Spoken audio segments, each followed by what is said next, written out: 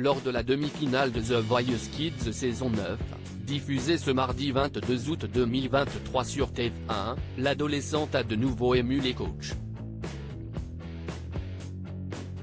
Sa prestation, très remarquée, lui a même permis de gagner sa place pour la finale. Si est-il la dernière ligne droite. Après 8 semaines de compétition, ce mardi 22 août avait lieu la demi-finale de The Voice Kids 9 sur TF1. Durant cette soirée exceptionnelle, les 16 talents encore en lice ont performé sur la scène du télécrochet. À l'issue de l'épisode, les noms de 4 candidats retenus par les coachs pour aller en finale ont été annoncés. Kenji Girac a sélectionné Iliana, Lucie continue l'aventure avec Patrick Fiori, Slimane a choisi Durel et enfin Nolwenn Leroy a permis à Lou Agathe d'accéder à l'ultime étape. Cette dernière a d'ailleurs accepté de revenir sur cette demi-finale pleine d'émotions pour Télé Loisirs. Je ne me sentais pas vraiment légitime, Lou Agathe revient sa victoire lors de la demi-finale de The Voice Kids 9 Télé Loisirs. Pensais-tu arriver jusqu'en finale lorsque tu t'es présenté aux auditions à l'aveugle de The Voice Kids? Lou Agathe, absolument pas. Je manque de confiance en moi et ce n'est pas toujours facile de croire en mes rêves.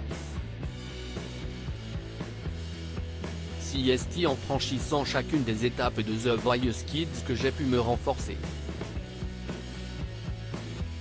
En étant en finale, je touche du doigt un rêve que je pensais impossible à réaliser. J'avais tort. Que vas-tu ressenti lorsque Nolwenn Leroy t'a choisi pour aller en finale? J'ai fondu en larmes. Je ressentais des émotions mélangées. D'un côté, j'étais vraiment contente de moi, et d'un autre côté j'étais très triste pour mes camarades. Je n'arrêtais pas de leur répéter que j'étais désolé. J'avais l'impression de prendre leur place, je ne me sentais pas vraiment légitime. En coulisses, après l'émission, ils étaient tout contents pour moi. Nous étions très soudés et bienveillants les uns envers les autres, à l'image de notre coach. Tu as interprété la reprise de Paradis perdu de Christophe par Christine and the Queens. Pourquoi avoir choisi cette chanson? C'est la plus belle chanson française pour moi. Christine and the Queens est un artiste qui me touche énormément, qui a une grande sensibilité et j'avais envie de donner un nouvel élan à ce morceau. Si est la première chanson que j'ai interprétée accompagnée de mon piano. Les paradis perdus représentent mon monde imaginaire, mon jardin secret. C'est pour ça que je tremblais comme une feuille à la fin de ma prestation. Je me suis rendu compte que j'avais livré ce qu'il y avait de plus intime chez moi au public. Si est la prestation qui me ressemble le plus dans toute l'aventure. Être si sensible peut être compliqué à vivre, Lou Agathe, The Voice Kids 9, a parfois du mal à gérer son émotivité. Que vas-tu penser de ton passage en demi-finale? Je n'ai pas l'habitude de dire ça mais je suis super contente de moi. Elle sourit, c'était ma meilleure prestation. Tu as fait l'unanimité chez les coachs. Que vas-tu ressenti lorsqu'ils ont tous cité ton prénom? Je ne m'attendais pas à ce qu'ils votent tous pour moi. Venant d'artistes aussi grands qu'eux, ça m'a vraiment touché. C'était rassurant de les entendre me complimenter. Ça me donne de la force.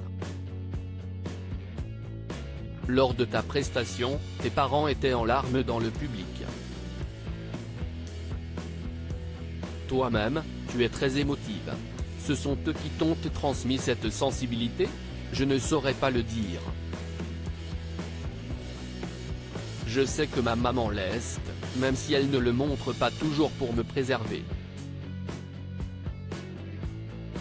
Je pense que cela vient aussi de ce que j'ai pu vivre par le passé. Et puis, Toutes mes idoles sont à fleur de peau, telles que Vianney, Pierre Demar ou Angèle. Ils me rassurent car en les écoutant je me sens moins seul. Ces artistes, même très populaires, ont les mêmes sentiments que moi. Parfois, être si sensible peut être compliqué à vivre car je cogite beaucoup. Qu'ont pensé tes camarades à l'école de ta participation à The Voice Kids? Quand j'ai pu annoncer ma candidature à mes copains, j'ai eu énormément de messages, même pendant la diffusion. Je me suis rendu compte que mes proches étaient là pour moi et qu'ils étaient fiers. Si est une force supplémentaire pour la finale. Nolwenn Leroy a été l'une de mes meilleures rencontres. Lou Agathe, The Voice Kids 2023, en dit plus sur sa relation avec sa coach au fil des primes. Tu t'es rapproché de ta coach, Nolwenn Leroy. Comment décrirais-tu votre relation? Entre nous, si est une rencontre d'âme. Nous ne nous ressemblons pas forcément mais nous nous complétons. Je l'ai senti dès les auditions à l'aveugle, si est pour ça que je l'ai choisi. Notre relation tourne autour de la bienveillance. Si est important pour moi d'être coaché par une femme aussi exceptionnelle et gentille. Elle me guide pour grandir en tant qu'artiste mais aussi en tant que jeune fille. À l'adolescence, on se cherche, on manque de confiance. Nolwenn Leroy m'aide à me relever quand ça ne va pas. Elle le voyait tout de suite quand j'étais au bord des larmes lors des répétitions. Elle me répétait que ma sensibilité n'est pas un défaut, mais une force. Nolwenn a été l'une de mes meilleures rencontres dans l'émission. Entre le tournage des émissions et la finale en direct le 29 août prochain, il s'est écoulé plus de 6 mois. Qu'as-tu fait pendant cette période? Après la demi-finale, j'ai décidé de prendre soin de moi. Il fallait que je me soigne mentalement. Je me suis remise en question car j'avais l'impression d'avoir volé ma place en finale. Aujourd'hui, je me sens prête pour cette dernière ligne droite. Je suis toujours aussi sensible mais moins fragile qu'avant.